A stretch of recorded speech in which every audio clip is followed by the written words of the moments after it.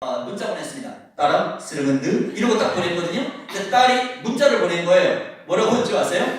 아빠 왜 그래? 이러고 왔어요. 처음 들어보는 아빠가 처음 들어보는 그 표현.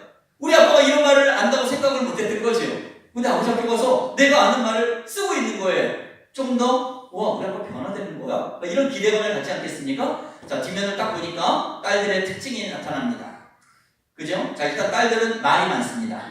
그래서 표현을 또 잘하고요. 아주 감성적인 그런 아이들이 사실 대부분 많습니다. 자, 여기에 보면 딸들은 또 영악스러운 세포가 있어가지고요. 자기가 할 말을 꼭 숨겨놓습니다. 아들들 보고 이렇게 쓰라고 하면 잘 못 씁니다. 몇 마디 쓰고 쓸 곳이 없어갖고 애들이 그러는데, 자, 이 아이는 이렇게 썼습니다. 아빠, 진짜 고맙고 사랑하고 미안하고 감사해. 그리고 맨날 뭐 사달라고 해서 미안해. 근데 또 사고 싶은 게 또 생겼어. 딸들입니다. 자, 여러분, 우리가 만나는 대상이 특히 다음 세대 아이들이요, 딸이냐 아들이냐라는 것에 대해서 우리가 조금 생각을 해볼 필요가 있습니다. 왜냐하면 하나님께서 남자와 여자를 창조할 때에 바로 재료 자체를 달리했기 때문에 세포가 다른 점이 있어요. 그러니까 좀 발달한 세포가 있고 덜 된 세포가 있다는 얘기입니다. 그럼 어떤 게 누가 더 뛰어난 인간이냐? 그건 아닙니다. 다만 하나님의 창조의 걸작품에 세포의 차이가 있는 것이지요. 어떤 목사님이 그 말씀하셨어요. 여러분, 남자와 여자의 차이를 가장 극명하게 보여주는 데가 어딘 줄 아십니까? 그것은 바로 목욕탕, 사우나탕입니다. 여러분, 그 남자는요, 아주 뜨거운 물에 1시간 이상 있을 수가 없어요. 왜냐하면 흙으로 만들었기 때문에 흙이 다 부스러지거든요. 여자는요, 뜨거운 물에 3시간 있어도 괜찮아요. 왜 그런지 아세요? 뼈니까요. 뼈로 만들었잖아요. 푹 고아도 돼요. 뭐 일리가 없는 말은 아닌 것 같아요. 자, 그런데 우리 두 가지 특징만 좀 기억하면 많은 부분이 해결이 됩니다. 일단요, 남자는 대화를 할 때 사실적 대화를 많이 합니다. 여자는 언어에다 감정을 담아서 얘기를 해서 남자들이 너무 힘들어해요. 남자는 사실로만 봤거든요. 근데 여자들은 감정을 얹어서 얘기를 해요. 그래서 힘이 들어요. 자, 남자는 목표지향적이에요. 한 삘이 꽂히면 다른 것을 아무것도 못 봅니다. 근데 여자들은요, 관계지향적이에요. 관계를 매우 중요시 여긴다는 것입니다. 예를 들면요, 저랑 아내랑 같이 쓴 24번째 책이 우린 어쩌다 부부가 됐을까라는 책이 있습니다. 제가 쓰고 아내가 쓰고 이렇게 같이 쓴 책인데요. 거기에 이런 얘기가 나와 있어요. 남편과 아내가 이 운전을 하면서 3번통기를 딱 돌고 있어요. 그런데 아내가 남편한테 이렇게 얘기했어요. 여보, 금방 지나왔는데 거기 근사한 3번통기 도는데 근사한 카페가 하나 생겼어요. 여보, 그거 봤어? 못 봤어? 이렇게 물어봤습니다. 자, 우리 자매님들 지금 무슨 얘기 하신 거예요? 무슨 얘기 하신 거예요? 거기 가자라는 얘기죠? 거기 가서 당신하고 차 한잔 마시자 이런 얘기입니다. 근데 우리 여기 형제님들, 우리 남자들은 무슨 얘기가 들렸어요? 봤어? 못 봤어가 들렸다는 얘기예요. 그러니까 남자들은 사실로 그냥 봐요. 봤어? 못 봤어? 그러면 봤어. 그걸 그냥 그렇게 지나간단 말이에요. 그러니까 아내가 이제 마음이 이 감정이 상한 거죠. 그래서 뾰루통하고 있으니까 남편이 이렇게 딱 보는 거예요. 여보, 왜 그래? 화가 났어. 야, 인간아. 거기 가서 차 한잔 마시는데 뭐 이렇게 힘드냐? 그리고 남편이 뭐라 그래요? 언제 차 마시자 그랬어? 봤어? 못 봤어? 그랬지. 이런 소문답 같은 대화를 하고 있다는 얘기예요. 어떤 남편은 한술 더 떠드는 남편이 있어요. 봤어. 봤는데 말이야. 왜 거기다 카페를 만드냐? 그거 장사 안 되는데요. 그거 3개월 만에 문 닫는다? 컨설팅까지 막 해주는 거예요. 그래서 여러분, 우리 아빠들, 특히 남자들한테 얘기를 할 때는요, 분명하게 얘기해 주는 게 필요합니다. 이 아내는요, 실수한 게 뭐예요? 그냥 가서 그냥 얘기했죠. 마음을 그냥 표현으로, 말로 안 나온 거예요.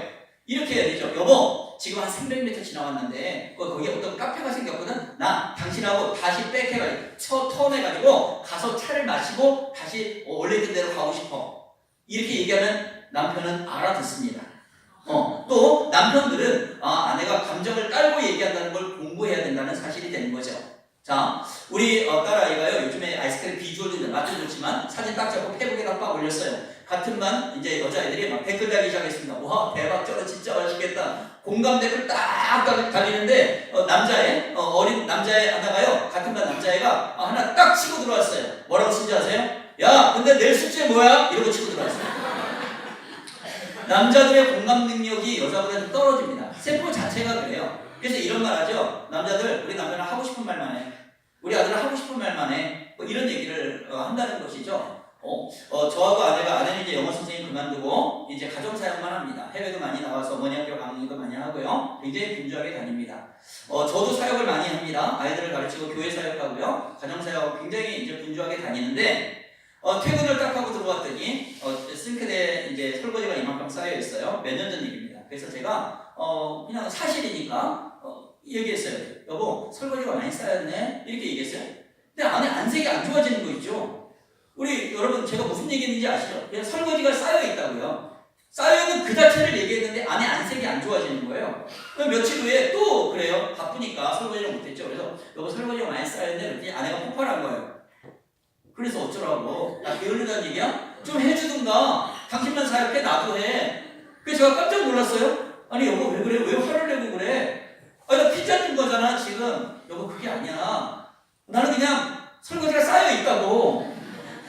쌓여 있다니까. 그냥 쌓여 있어서 당신이 뭘 안 했다 이걸 얘기한. 그러니까 아내도 이 사람이 나를 탓하려고 그런 게 아니구나 이걸 이제 발견한 거예요. 그래서 저희는 문제가 생기면 차를 한잔 마시면서 마음을 소통을 하거든요. 그래서 저희는 이제 남자 여자를 연구하는 이제 부부 강사이기도 하니까. 그런데 희한한 거 아세요? 근데 지금도요, 제가 집에 들어서 설거지 쌓여있으면 튀어나와요, 이 말이. 근데 아내가 그걸 해결하는 방법을 터득했습니다. 제가 어느 날 딱 들어가서, 여보, 설거지가 많이 쌓여있네? 딱 그랬더니 아내가 저한테 딱 물어보는 거예요. 사실입니까? 감정입니까? 그래서 제가, 여보, 사실이야. 그러니까 감정이 누그러든다는 거예요. 여러분, 우리가 이런 노력을 하면서 살아가야 된다는 얘기입니다.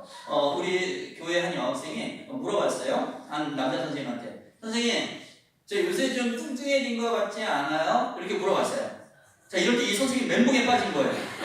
사실은 좀 뚱뚱해진 것 같아요. 살집이 좀 붙은 것 같아요. 자, 우리 여기 형제님들 뭐라고 대답? 만약에 딸이 그렇게 물어봤어요. 사춘기 딸이 물어봤어요. 그럼 뭐라고 대답하실래요? 그래, 너 좀 뚱뚱해진 것 같다. 그러면 뭐야 아빠? 뭐 이렇게 나올 거예요? 거기다 아니야, 너 날씬해. 거짓말. 그거 어쩌라고요? 어떻게 말을 해야 될까요? 이 아이가 듣고 싶은 말이 있어요. 그게 뭐냐면 넌 항상 예뻐. 갑자기 숨이 멎었어요. 이 아이가 듣고 싶은 말은 넌 항상 예뻐 이거예요.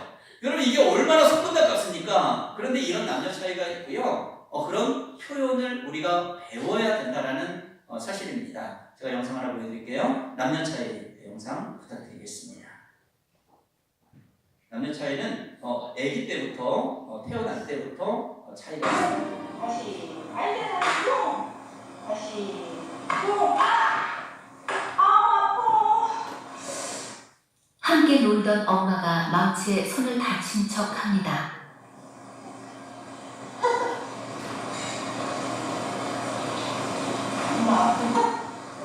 아이는 엄마가 다친 게 마치 자기 잘못이라도 한 것처럼 울먹이더니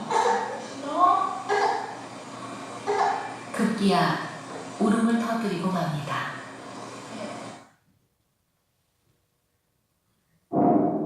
이 아이는 여자아이입니다. 너무 다쳤어.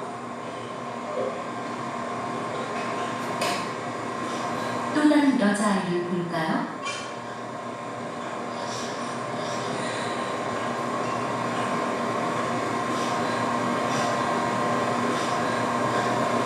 이 아이 역시 바로 반응이 나옵니다.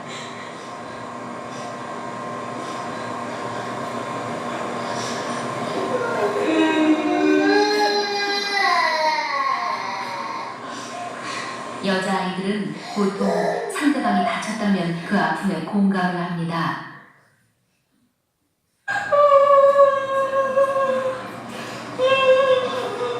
그럼 남자아이를 한번 볼까요?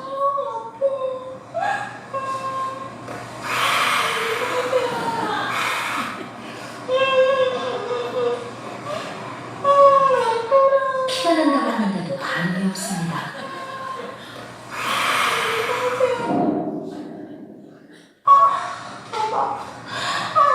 이 아이는 다를까요? 저런 아이의 울기까지 하네요. 한날 한시에 태어난 쌍둥이는 좀 다르지 않을까요? 엄마 알겠어. 빨리 화해주세요. 엄마 알겠어. 선생님도 역시 반응이 없습니다. 반면 서준이의 쌍둥이 서현이는 바로 이것이 남녀 차이의 핵심. 네, 이 아이들에게 뭘 가르쳐 준 게 아니잖아요. 근데 이런 차이가 날 때부터 있다는 사실입니다. 이게 하나님의 창조물이기 때문에 하나님이 이렇게 만들어 놓으셨다는 얘기예요. 그래서 너는 왜 그래? 당신 왜 그래? 이렇게 공격을 하지 말라는 겁니다. 이런 게 발견될 때마다 야, 하나님 참 신묘막측하다. 이렇게 생각하면 된다는 사실입니다. 저는 아이들에 대해서 좀 연구를 하고 할 수밖에 없는 사람입니다. 예전에 제가 30대 중반인가요? 그때 휴대폰이 나왔어요. 그때는 통화하고 종료밖에 없었습니다. 문자는 그 다음에 나왔어요. 아이들은 트렌드, 문화에 굉장히 빠르거든요. 학교에 딱 있는데 문자가 하나 들어왔어요. 선생님, 저 지각이요. 어쩌라고. 요즘 애들의 언어의 특징은 결론만 말합니다. 그래서 기성세대들은 화가 나는 거, 설명이 없잖아요. 초기에 제가 통화를 눌러가지고 선생님한테 그런 식으로 얘기하는 게 어딨어. 왜 늦은지 설명을 해야지. 전화 다시 걸어. 그래서 끊었어요. 전화 옵니까? 안 온다는 얘기예요. 그래서 애들은 문자를 또 보내는 거예요. 여기서 문자 저기서 문자 날라오니까 애들하고 소통이 끊어지면은 애들을 이렇게 잘 양육이 안 되니까 저는 노력할 수밖에 없었어요. 초창기 때 왼손에다가 휴대폰을 놓고 독수리 탑법을 찍으면서 문자를 보내는 법을 배웠어요. 한 아이가 문자 왔어요. 선생님 힘들어요. 그래서 기도하고 5줄 빽빽하게 써서 보냈습니다. 영수가 내가 너를 사랑하고 축복하고 맨날 기도할게 어쩌고저쩌고 힘들게 하고 난 다음에 전송을 딱 눌렀습니다. 답장이 오더라고요. 딱 한 글자예요. 뭐라고 했을까요? 냉 이런 거였어요. 여러분 초창기 때 제가 이 냉 한 글자 때문에 얼마나 실험했던 줄 아십니까? 냉이 뭐야? 냉이 내도 아니고 나 국어 선생인데 어쨌든 두 글자로요. 헐랭이라고 해요. 헐랭. 헐랭은 또 뭐니? 기분 어떠니? 그랬더니 유유 쩔어요. 막 이상한 외교가 날라오니까 애들 미친 거야.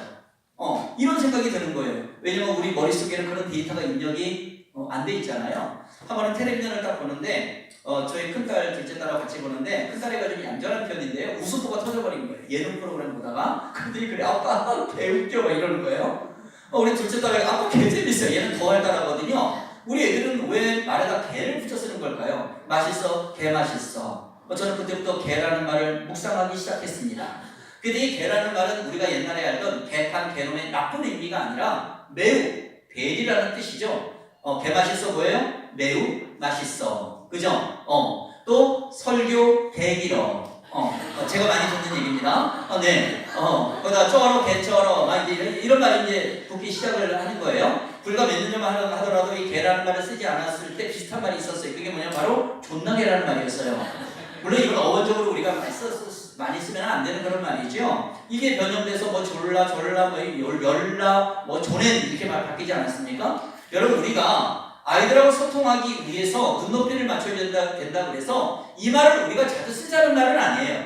예를 들어서 교회처럼 애가 좀 늦게 왔어요. 선생님이 그러니 자식 개 늦었네 뭐 이런다든가 설교 듣다 졸 수 있잖아요. 개 쳐자라 이 자식아 뭐 이런다든가 이러자는 말이 아닙니다. 다만 이런 거예요. 어떤 교회에서 이제 강사를 딱 간 목사님이 굉장히 아이들 뭐 너무 소통이 잘 되는 거예요. 깔깔대고 웃고 난리가 났어요. 그러고 가셨어요. 청소년들 지네끼리 얘기하는 거예요. 야 오늘 강사 개웃기지 않냐? 개 쩔어 완전 대박이야 막 이랬단 말이에요.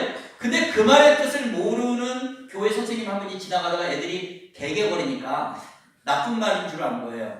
그래서 애들 이 녀석들아 강사님한테 그게 뭐야? 이랬단 말이에요. 그러니까 애들이 딱 한 글자로 반응을 보입니다. 뭐라고요? 헐. 두 글자로 뭐라고 반응을 보여요? 뭐야? 우리 애들한테서 우리가 뭐야? 이런 말을 들으면 이미 소통은 단절된 겁니다. 지금 이 시대의 아이들은요, 느낌을 굉장히 중요시 여기는 세대거든요. 야, 이거 아빠가 얘기했는데 이거 되게 중요한 거야. 이렇게 해서 애들을 받아들이지 않습니다. 그게 아니라 진짜 이분이 나를 생각해서 정말로 나를 아껴서 얘기하는 걸까? 그러면 소홀히 얘기하는 것도 다 들어요. 근데 우리는 명제화된 이거 올바른 거. 특히 하나님 믿는 사람들은 그렇죠. 성경에 이게 있단 말이야. 이런단 말이야. 속으로는 막 정죄하고 싶은데 하나님 말씀이 안 나오면 어떻게 하는 거야? 막 이런 식. 그 애들은 느낌으로 안 받아들인다는 거예요. 그래서 우리 마음속에 항상 사랑이 가득하고요. 그 운반수단은 아이들의 눈높이에 맞춰줘야 된다는 얘기입니다. 저도 이제 연구를 많이 하다 보니까 아이들하고 인사법도 좀 여러 개 바뀌더라고요. 한번 저를 따라 한번 인사해 보실래요? 저 사랑합니다. 옛날에 이렇게 많이 했잖아요. 그죠? 자, 그 다음 어떻게 해? 자, 사랑합니다. 이렇게 되고요. 네. 자, 요즘에 또 어떻게 해요? 네, 역시. 자, 사랑합니다. 그죠? 예, 제가 항상 교회 학교에서 이러고 다니니까요. 식당에서 애들이 밥 먹고 있는데, 제가 사랑해 막 이러고 다녔거든요. 한 여학생이 딱 일어나더니, 저희 선생님 제가 배전시켰는데요? 그러면서 사랑합니다. 하트를 막 만들어내는 거예요. 애들 이런 거 되게 좋아하더라고요. 그런데 한번 제가 교회에서 딱 이러고 있는데 저쪽에서 선생님 사랑해요 한 청년이 막 하트를 날려보냈는데 그 소리가 선생님 사랑해요 이렇게 들리는 것 같아요. 그래서 더 좋은 거 없나? 또 연구했어요. 그랬더니 인터넷 막 뒤지고 딸들한테 물어보고 막 그러니까 있더라고요. 제가 한 글자로 아이들하고 몇 년 전부터 이 인사를 하는데 지금도 애들 난리가 납니다. 자 여러분 이렇게 한번 해보시고요. 자, 손 하트 해보시고 애들이 이제 선생님 저한테 인사를 하는 거야. 선생님 안녕하세요. 딱 그러면 제가 딱 하트를 날리면서 이렇게 합니다. 한 글자로요. 자 따라하겠습니다. 큐. 다시 한번 큐. 자 큐가 아니라 큐라는 말이 있어요. 자 큐라는 말은 무엇이냐면 인터넷 채팅어입니다. 이 말의 뜻은 사랑스럽고 앙증받고 귀여워 깜찍해 미치겠다 이런 뜻을 갖습니다. 아이들이 만든 말이에요. 자, 두 글자 비슷한 말이 있습니다. 자, 이렇게 해보시고. 자, 따라하겠습니다. 배. 네, 여기 젊은 친구들은 좀 아는 거예요. 자, 이거 연예인도 굉장히 많이 씁니다. 예, 그래서 딱 지나가다가 3명 아이가, 선생님 안녕하세요. 그래, 그래, 큐큐큐. 막 이럽니다. 자, 큐큐큐, 대해, 막 이래요. 근데 제가 손에 물건을 이렇게 들고 교실 복도나 교회에서 왔다 갔다 할 때가 있잖아요. 예, 그럴 때 애들 와서 쭉 요즘에 막 그러는데 해줘야 되는데 손이 없잖아요. 그래갖고 제가 또 연구했습니다. 그래서 그럴 때는 어떻게 되면, 그래요. 큐. 발로 하트를 딱 만들어주는 거예요. 애들 난리가 납니다. 여러분 생각해 보세요. 사실은 제가 10여 년 전에 신학대학원을 공부를 했고요. 그때부터 이제 전도사 그리고 지금은 사실은 목사님입니다. 예, 그래서 청소년부 지금 담당 목회를 지금도 하고 있고요. 그래서 교회 사역하고 학교 사역하고 가정 사역하고 이제 여러 가지를 이제 종합적으로 하고 있어요. 제가 지금 50대 중반이 훨씬 넘어섰습니다. 그 여러분 생각해 보세요. 거의 20여 년 된 선생님, 목사님이 그래 대학교 막 이러고 다니는 이게 얼마나 틱톡머리가 없어 보입니까? 근데 여러분 제가 왜 그러냐고요? 제가 왜 그럴까요? 제가 만나는 주 대상이 10대의 아이들이기 때문에 눈높이를 맞추지 않으면 사역이 어렵기 때문에 그렇다는 겁니다. 양육이 어렵기 때문에 그렇다는 거예요. 여러분 우리 애들이 딱 이게 태어났어요. 태어났을 때 아빠 엄마 어떻게 합니까? 애가 강아지 장난감 가고서 멍멍멍멍 하면은 아빠가 개가 되잖아요. 엄마도 개가 되잖아요. 눈높이 맞춘 거잖아요. 그죠? 그래서 멍멍멍멍 막 그러면서 같이 놀았잖아요. 그런데 이게 점점 가면서 왜 얘를 이러고 노는 거야? 이게 아니라 지금 이 시대의 아이들이 지금 헤매고 있는 것처럼 보이지만 성장하고 있는 겁니다. 그래서 그걸 탓하기 전에 눈높이로 내려가면 얘네들의 마음을 읽어갈 수가 있다는 얘기예요. 자, 여러분 예수님은 하나님이십니다. 그 예수님이신 하나님이 이 땅에 성육신 하셔서 내려오셨어요. 그러면서 낮은 자로 오셨죠. 그러면서 예수님은요 창녀에게 얘기가 됐고요 대화가 됐다는 얘기입니다. 미천한 자하고 대화가 됐어요. 무슨 얘기입니까? 야 창녀야, 나 거룩한 하나님, 너 위해서 하늘에서 왔잖아. 너 빨리 올라와. 야 거기서 몸 팔고 그러고 있으면 어떡하니? 내 눈높이로 빨리 올라와. 우리 애들한테 하는 식이 비슷한 거예요. 자, 게임 중독에 빠져 있어요. 가출하고 있어요. 맨날 소고기 갖고 있어요. 뭐 나쁜 짓 다 하고 있어요. 야 그렇게 살면 안 돼. 거룩한 선생님, 거룩한 아빠, 엄마 눈높이로 빨리 올라오라고. 얘는 어떻게 올라옵니까? 진흙탕에 빠져서 허우적대고 성장통을 경험하고 있는데 얘를 끌어올리면 어떻게 해야 돼요? 내려가야죠. 내려가서 같이 그걸 하지는 않는다 하더라도 네가 왜 술을 먹고 네가 왜 가출하고 네가 왜 게임 중독에 빠져 살고 있는지 그 원인을 찾아내면서 인내심을 가지고 너 빠져나올 수 있어. 엄마가 도와줄게, 아빠가 선생님이 도와줄게 하면서 끌어올리는 거예요. 그러면 애들 어때요? 조금 반응을 보이는 것 같다 또 미끄러집니다. 또 내려가죠. 그러면 도루묵 됐네, 얘는 안 되나 봐. 그게 아닙니다. 우리도 같이 내려가죠. 그럼 또 끌어올리는 거예요. 또 내려가는 거예요. 이거를 계속 포기하지 않고 할 때에 어느덧 우리 아이들이 믿음의 정점에 올라가 있다는 것을 발견하게 된다는 것입니다. 그래서 우리는 이렇게 얘기할 수 있는 거예요. 한번 따라해 보시겠어요? 인내 가운데 소망이 있습니다. 우리의 마음은 너무 급할 때가 많아요. 그래서 하나님의 용량에 이르기까지 우리의 마음이 인내심이 필요하다는 겁니다. 그리면 소망이 열매로 맺어지는 것을 보게 하신다는 것, 여러분 그것을 꼭 기억하시기를 바랍니다. 저희 학교는 그 2000년도에 5명의 아이들이 학교 안에서 기도 모임을 시작하고요. 15년 끝에 기독교 학교가 됐습니다.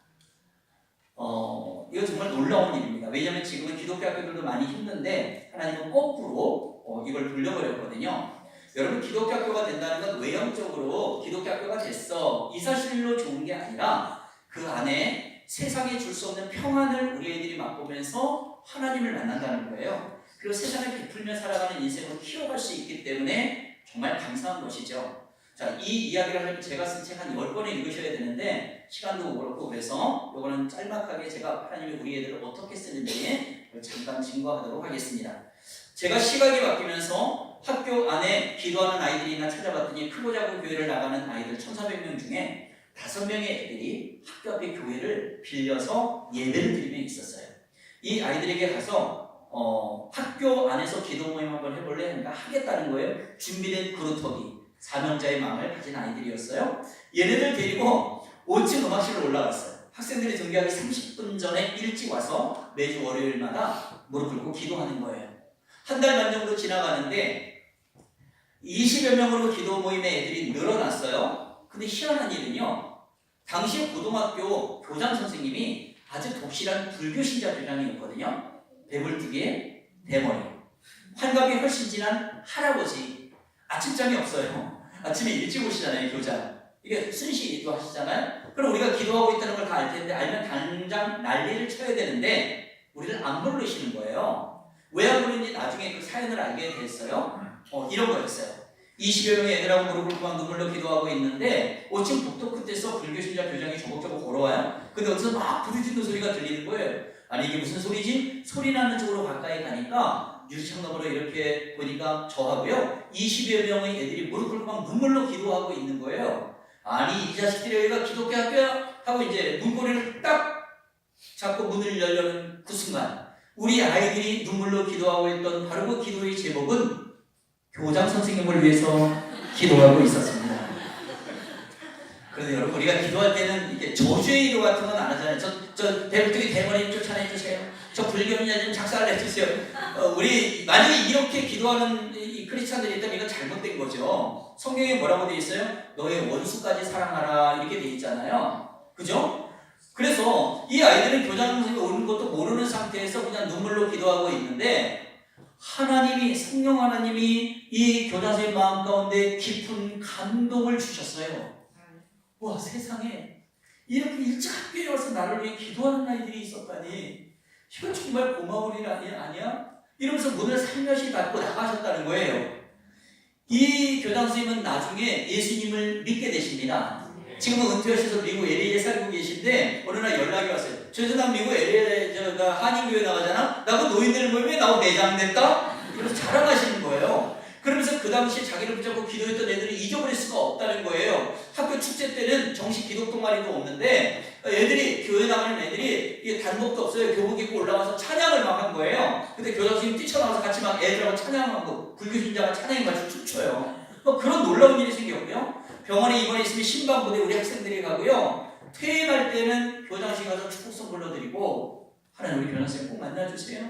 눈물로 기도했다는 걸 잊어버릴 수가 없다는 거예요. 이 교장 선생님은 말씀하십니다. 선생, 내가 이렇게 구원 백성되고 내가 지금 나이가 이제 이렇게 80이 다 됐는데 내가 죽어도 소망이 있는 건 나 천국 가는 사람 됐잖아. 그때나 하나님이 나를 그 영문고등학교의 교장으로 보낸 건 그때 교회 나가는 걔네들이 나 위해서 기도해주고 그래서 나 하나님 알려주려고 했던 거, 그렇더니 하나님 나 만나주신 거야. 나 걔네들 진짜 고마워. 여러분, 그 아이들은요 지금 청년이 되어 있거나 애기엄마 된 애도 있어요. 그 애들은 기독교 학교가 아니라는 그 기독교를 핍박하는 분위기의 학교였거든요. 그걸 탓하지 않았어요. 그 상황을 가지고 뭐 좋다 나쁘다를 얘기한 게 아니라 자기를 불러주신 하나님의 부르심에 내가 할 일이 무엇인가? 눈물로 기도의 씨앗을 뿌렸다는 거예요. 눈물 흘리며 씨를 뿌린 자는 기쁨으로 거두리로다. 시편 126편 5절에 이 말씀이 있습니다. 여러분, 우리 다음 세대 우리 자녀들에게 무엇을 알려주겠습니까? 기독교 학교를 줬습니까? 아니어서 나쁩니까? 믿는 담임이 좋고 아니어서 나쁩니까? 그런 게 아니라는 거예요. 상황은 별로 문제가 되지 않아요. 가장 중요한 건 뭡니까? 바로 내가 양육하는, 우리 가정에서 양육하는, 교회에서 양육하는 이 아이들이 영적 그루터기라는 사실. 이 아이들이 믿지 않는 학교에 가면 그 학교는 변화되는 줄 믿으시기 바랍니다.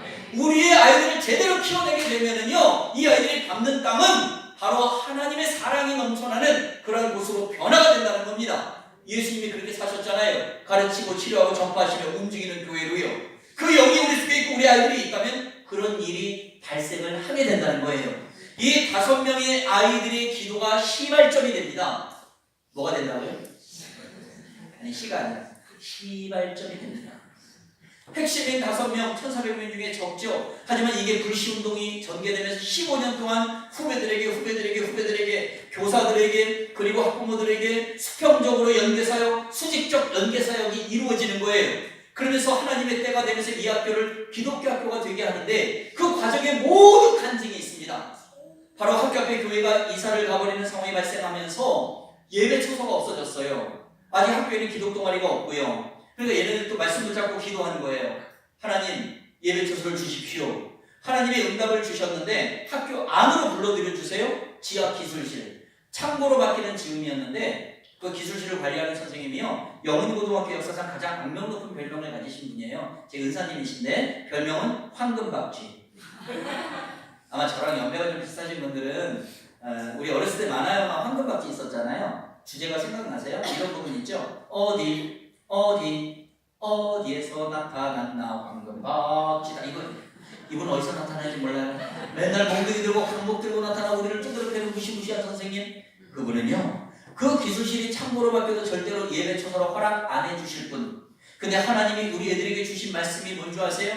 예레미야 33장 3절 말씀 같이 외워볼까요? 너는 내게, 시작, 너는 내게 부르짖으라. 내가 네게 응답하겠고 네가 알지 못하는 크고 비밀한 일을 네게 보이리라. 아멘. 여러분 잘 들어보세요. 우리가 부르짖으며 간절히 기도할 때 하나님은 응답을 주시는 분이십니다. 아멘. 근데 그것만이 아니라 플러스 크고 비밀한 일까지 보여주신단 말이에요. 그래서 여러분 믿음으로 기도하며 나가는 일은요, 아주 흥미진진한 일입니다.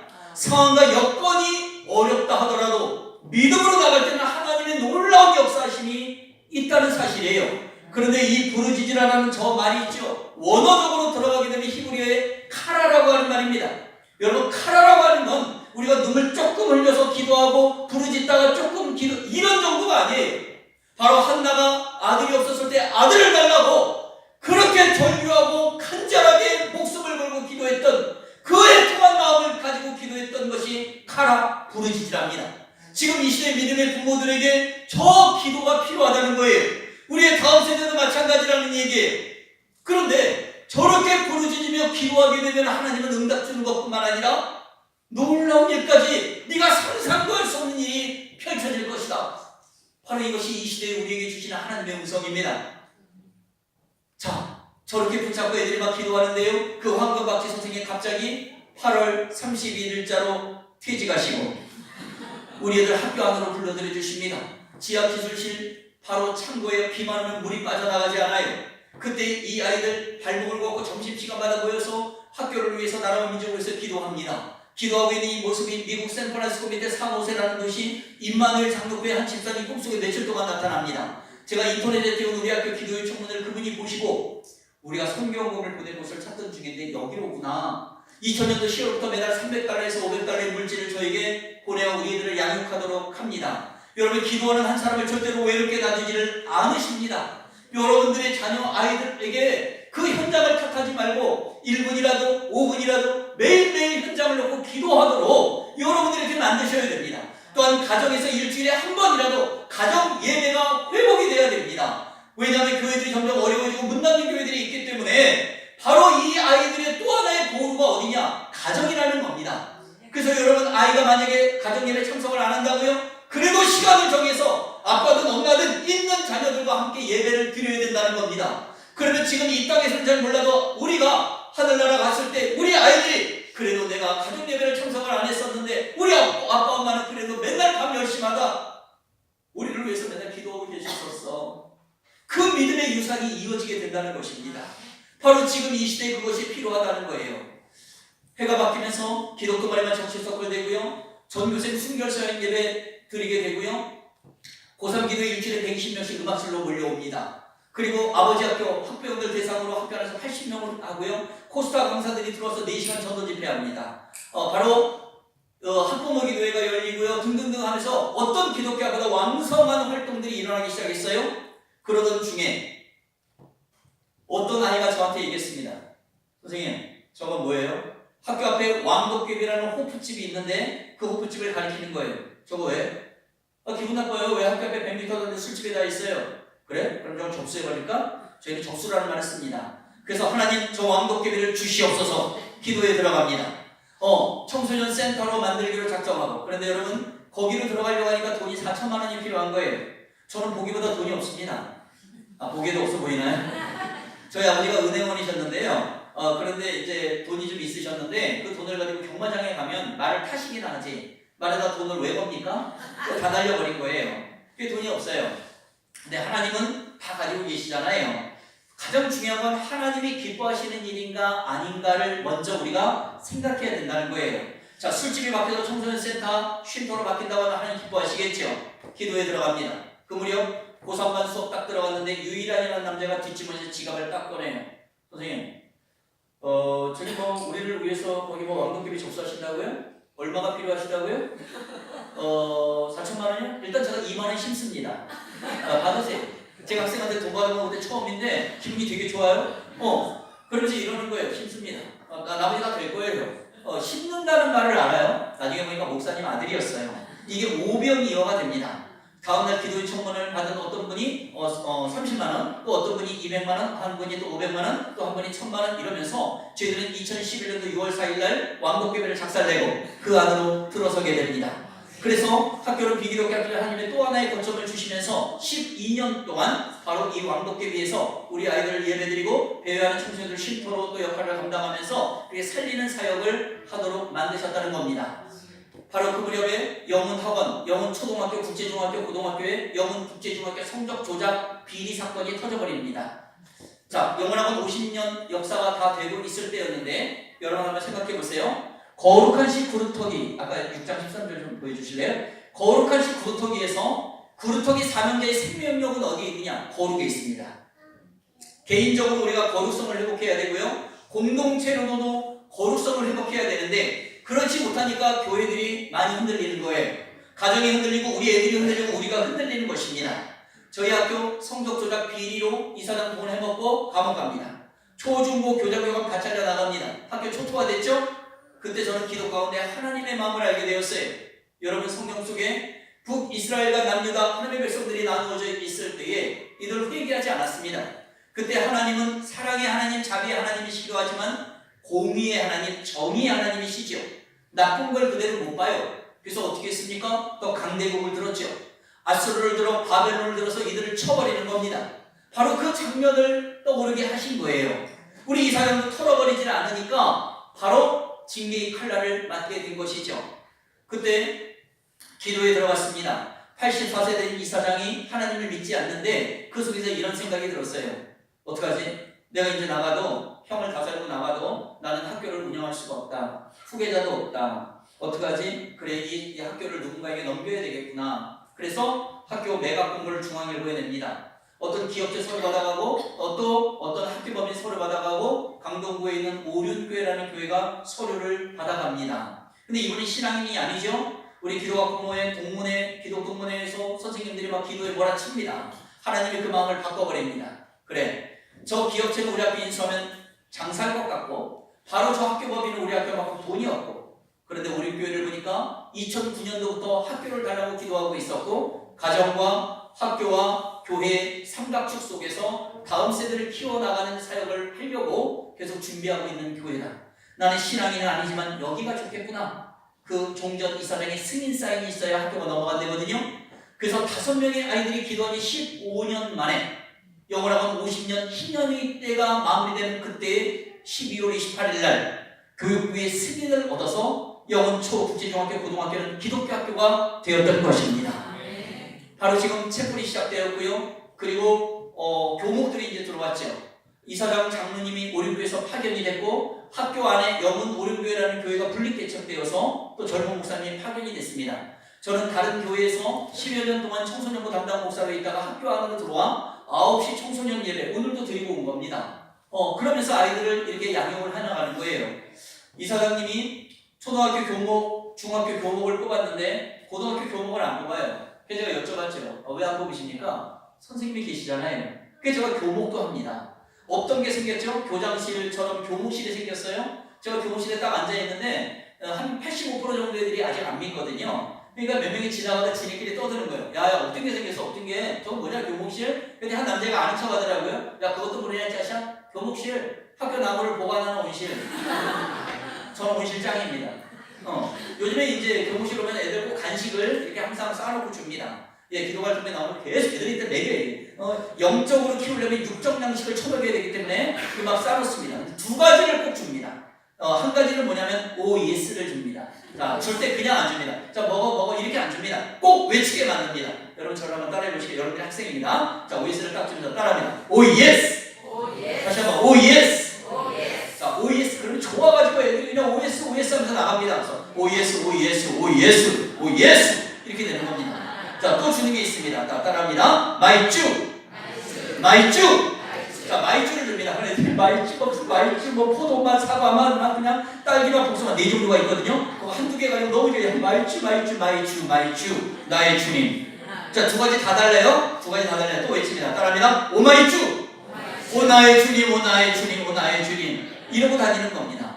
마침 금년 2학기에 매점 수리 들어가서 지금 아직도 매점이 몇 개월 동안 안 돼서 제가 방송으로 선포했습니다. 자, 여러분 교문 뛰쳐나가지 마시고 교무실로 오세요. 하루에 수백 명이 교무실로 옵니다. 저는 먼지 구덩이 속에서 OS 단을 마이쮸 나눠주고 돈 있는 거 다 털어내면서 애들한테 이틀 동안 35만 원어치 먹습니다. 예, 저는 보기보다 돈이 없죠. 근데 하나님 돈 많으시니까 계속하면서 뭐합니까? 오 예수 마이쮸 계속 줘요. 한 번은 또 뭘 주냐면은 그거 있지, 이제 크래커. 뭐죠, 그거? 예스 크래커 있잖아요, 예스. 알아세요? 예스. 에이스 이랬더니 이거는 제가 만든 말이 아니라 에이스 크래커를 막 나누는데 한 여자가 딱 오더라고요. 선생님, 이거 에이스, 예수 이거 아니에요? 애들이 자동이 돼버렸어요. 여러분, 우리의 상황과 여건을 탓하지 마시길 바랍니다. 그 속에서 하나님이 하시는 일을 목도하시기를 바랍니다. 저는 오늘 여러분들에게 두 가지 선물을 드릴 겁니다. 지금 영상을 잠깐 보시면서요. 자, 영상은 첫 번째 기독활동 영상을 좀 준비해 주시고요. 첫 번째 선물은 뭐냐면 바로 이겁니다. 이건 하나님의 말씀이 들어있는 말씀 갈피입니다. 저는 학교나 교회와 가정 또 애들 집회 이런데 항상 이걸 들고 다녀요. 사실 평택이 좀 익숙한 건 뭐냐면 이게 방학 때마다 주바라기 캠프라고 청소년 그 집회가 여기 평택대학교에서 많이 합니다. 그래서 그냥 매달 들어옵니다. 아니 매달이 아니라 매 방학 때마다. 그럴 때도 이거를 거기 한 1,500명, 2,000명씩만 모이거든요. 그래서 컵 4개 해가지고 들어옵니다. 말씀에 생명력이 있고 이 말씀이 하나님이시거든요. 그래서 여러분 하나씩 선물로 뭐 가족이 생각나면 몇 개 뽑아가셔도 괜찮습니다. 저희가 또 코팅해서 또 칼질하면 되니까. 자, 요거 하나씩 뽑아가시고 영상 보시면서. 자, 또 하나는 뭐냐면은요. 이겁니다. 자, 아까 목사님에게 말씀드렸는데 오늘 뭐 자녀들에 대해서 얘기하려면 사실 한이 없습니다. 그래서 오늘 1탄만 하기로 했습니다. 나중에 이제 또 기회가 되면 그때 또 이어서 하기로 하고요. 자, 요거는 뭐냐면 하나님께서는 누구에게나 한 가지 이상의 은사라고 하는 걸 주셨어요.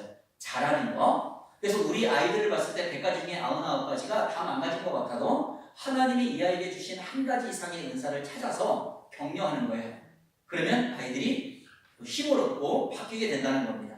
저는 글 쓰는 은사를 하나님이 주셔서 이거는 제가 손으로 직접 써서 만든 자필 엽서입니다. 저는 글을 짓는 능력도 하나님이 주셨지만 또 붓펜으로 예쁘게 쓰는 능력을 주셨어요.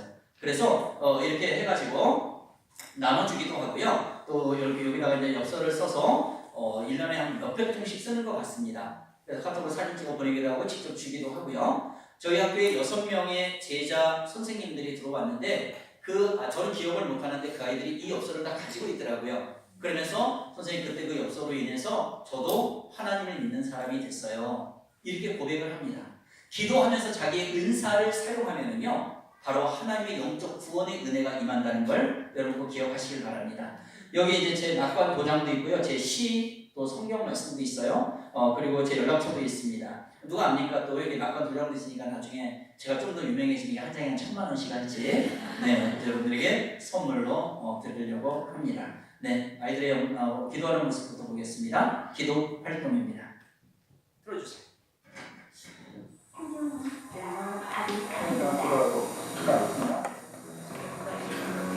하나님 감사합니다. 오늘 하루도 더 주님도 지켜주시며 이 시간까지 인도하시고 기독교가 아는 곳에서 매 수업을 기도로 시작한다는 것은 많은 불이익을 감수해야 할 만큼 어려운 결단이었다. 그러나 그 무엇도 아이들의 영혼까지 돌보고 준 주선생의 삶을 막을 수는 없었다. 더 힘찬 기도로는 어느새 하늘을 넘어서고 있는데 그런 아이들은 이 기도를 통해 하나님을 만나고 변화를 경험했다. 그러나 아이들 기도는 뜨겁고 진실한데 항상 건강하고 기도했으면 좋겠습니다.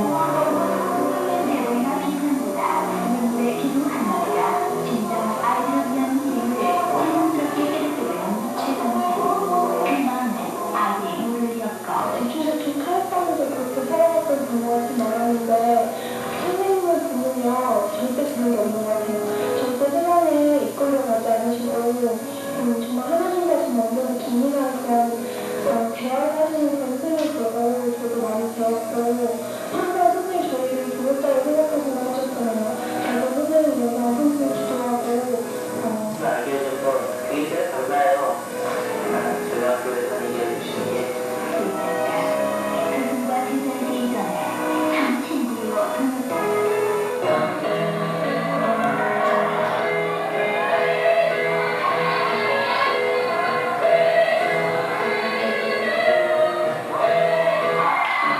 네, 저분이 불교 신자분이에요.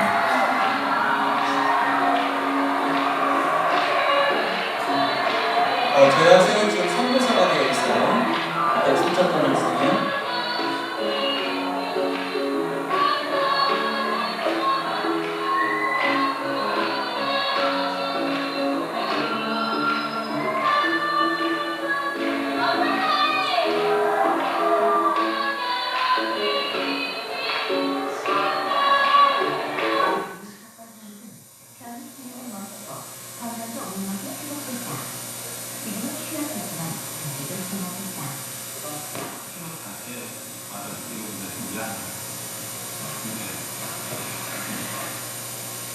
건강한 아이들에게는 이해하기 쉽지 않겠다.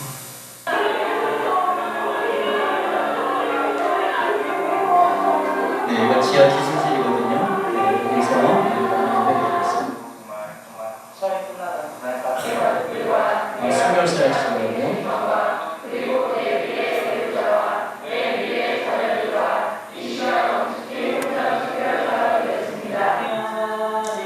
부산기도에 이렇게 몰려왔죠. 제자들에게까지 관리를 마치고 주님의 왕을 만드려 주님을 함께는 학부모 기도입니다.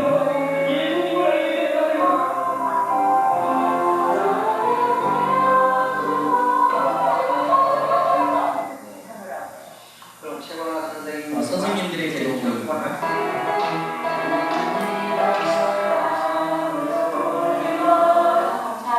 새로 오신 선생님들을 교회 나가는 학생들이 환영해 주셔야 됩니다. 네, 이 영상 여기까지만 보겠습니다. 네, 이런 기도가 쌓여서 이어서 하나 더 보겠습니다. 영문 학원 영상이라는 영상이 있습니다. 최근의 모습입니다. 하나님 우리 아버지가 세운 이 학교 이제는 내가 하는 방법이 아니라 하나님께서 원하시는 방법으로 이 학교가 운영되게 해달라 기도하고 있던 바로 15년 동안의 기간이었습니다.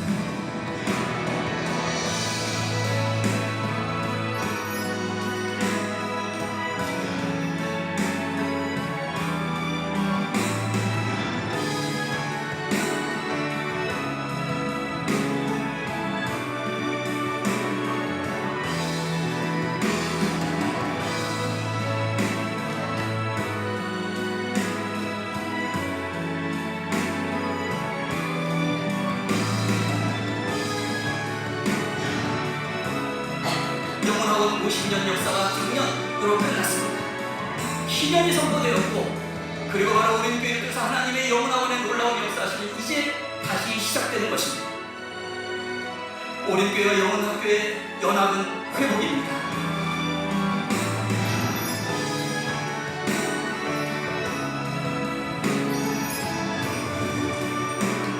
네. 감사합니다. 됐습니다. 자, 여러분 저를 한번 따라해 보시겠어요? 하나님께서 우리를 사용하십니다. 한 가지 더요. 자, 하나님께서 우리의 자녀들을 사용하십니다. 네, 오늘 이 뒷부분 이제 마무리 부분을 좀 말씀을 조금만 더 나누도록 그렇게 하겠습니다. 제가 성장해 가면서 가장 저한테 힘들게 했던 요소는 원뿌리와의 관계가 좋지 않았다는 거였어요. 저희 아버지와의 관계가 회복되기가 너무 힘들었습니다. 세상에서 아버지가 제일 싫었고 아버지라는 이름 자체가 너무 싫었는데 하나님 아버지를 점점 알아가게 되니까요, 그 아버지의 마음을 알게 된 거예요. 제자훈련을 통해서 말씀과 기도 가운데 눈을 떠버리니까, 그리고 아이를 키우면서 보니까 하나님 아버지의 마음이 이거고 우리 아버지의 마음이 이거구나 라는 것을 이제 알게 됐어요. 특히 2002년도에 아버지 학교를 갔는데 그때 강사님이 이런 말씀을 하셨어요. 여러분들의 아버지가 누군가의 아들이었다는 사실을 생각해 보신 적이 있습니까? 저는 그때까지 우리 아버지가 누군가의 아들이었다는 사실을 생각해 본 적이 한 번도 없어요. 저는 그냥 우리 아버지 왜 그래? 우리 아버지는 왜 저 모양이야? 아버지는 아버지인 줄만 알았거든요. 그런데 누군가의 아들이래요. 누군가를 떠올리다 보니까 알코올 중독자 같은 할아버지가 우리 아버지의 아버지였어요. 우리 아버지는 어린 시절부터 그 할아버지 앞에 항상 무릎 꿇고 계셨대요. 그리고 주눅 들어서 항상 고개 숙이고 말도 못하는 그런 아버지.